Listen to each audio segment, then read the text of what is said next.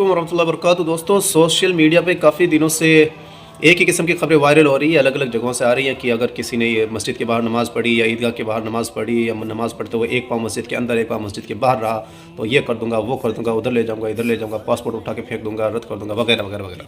वो सारी नफरत वाली बातें अपनी जगह पे हैं, उसका जवाब लोग जो जैसे दे रहे जैसे दे रहे अपनी मर्ज़ी है।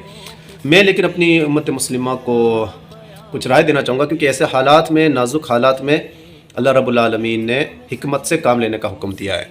ऐसा नहीं कि जोश से काम लिया जाए, हिकमत से काम लिया जाए, जिससे हल भी निकल जाए और बाल भी बाका ना हो।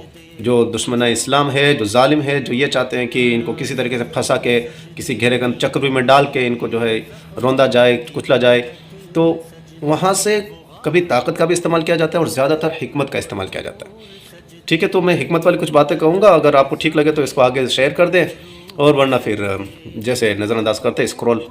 ठीक है, तो सबसे पहली बात यह है कि मस्जिद के ज़िम्मेदार ये तय करें कि नमाज जो है अव्वल वक्त में हो, अव्वल वक्त में अदा हो। ईद की नमाज अव्वल वक्त में अदा हो, क्योंकि इशराक के फ़ौरन बाद नमाज का वक्त शुरू हो जाता है, ईदैन की नमाज, इमाम साहब को पता है। ठीक है, इससे ये फ़ायदा होगा कि नमाज पहले हो जाएगी, और जो लोग अपने कामों के लिए उठते हैं, जॉब वगैरह के लिए, कॉलेज वगैरह के लिए, तो वो जब उठेंगे अपने काम के लिए निकलेंगे तो जो है तब तक हम फ्री हो चुके रहेंगे और आवाम नहीं होगी मस्जिद की तरफ या उस रास्तों में, ट्रैफिक नहीं होगा, नंबर एक। नंबर दो, जब नमाज के लिए जाए हमारे साथी तो सवारी का इस्तेमाल ना करें, मतलब पैदल जाए और पैदल वापस आए, सवारी का इस्तेमाल ना करें। इससे भी ट्रैफिक में मदद मिलेगी, ट्रैफिक कम होगा। तीसरी चीज़, नाबालिग बच्चे, बच्चियाँ, औरतें, ये ना ईदगाह में लेके जाए इनको और ना ही मस्जिद में नाबालिग बच्चों को लेके जाए, जिससे जगह हमारी गुंजाइश बनेगी और आदमी लोग जो है नमाज अदा कर पाएंगे।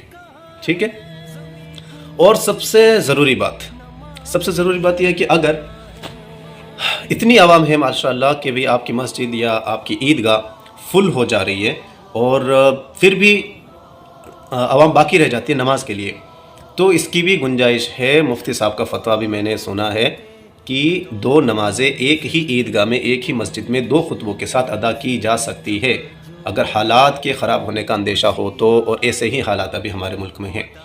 तो मेरी राय यही है कि मस्जिद में बाकायदा इसका ऐलान हो कि अभी नाबालिग बच्चों को कोई भी ईदगाह या मस्जिद में लेके नहीं आएगा, ना बच्चियों को ना औरतों को, ताकि गुंजाइश बने मर्दों की। दूसरी चीज़, सवारियाँ लेके ना आए, बिना सवारी के पैदल आए।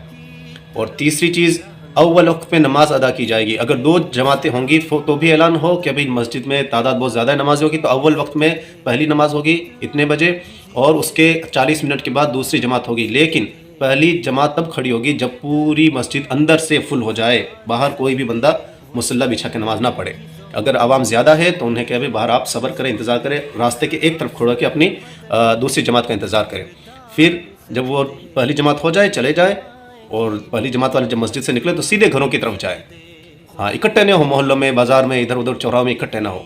फिर दूसरे लोग जिनकी नमाज़ बाकी रह गई वो मस्जिद में जाएं, इमाम साहब खुतबा देंगे, नमाज अदा कराएंगे जैसी नमाज होती है, और फिर अपने अपने घरों में अमन व अमान के साथ। तो ये मेरी एक छोटी सी गुजारिश थी, अगर आपको ठीक लगे तो आगे पहुँचा दें। बाकी अल्लाह हाफ़िज़, अस्सलाम वालेकुम।